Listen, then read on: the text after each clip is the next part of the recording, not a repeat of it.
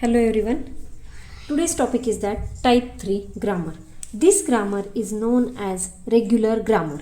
In this type of grammar, there is still more restriction on the production rule. First restriction is that on the left hand side of every production, there is only one non-terminal symbol. And the second restriction is that on right hand side of every production rule, there is at most one non-terminal symbol which is rightmost or leftmost. The language generated by this grammar is regular language and this is recognized by finite automata. The type 3 grammar has two forms.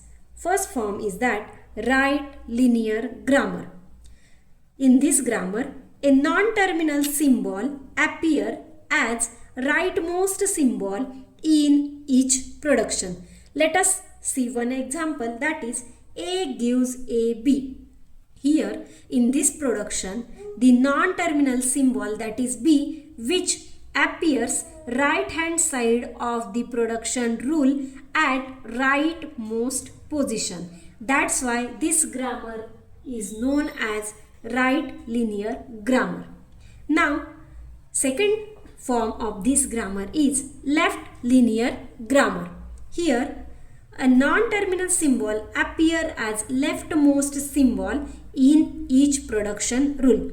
See one example, that is A gives BA. Here, the non-terminal symbol B, which appears right hand side of the production rule on leftmost position.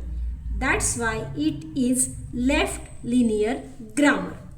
The example of a type 3 grammar, that is regular grammar, is G is equal to VTPS. The set of non-terminal contains A, B. The set of terminal symbol contain A.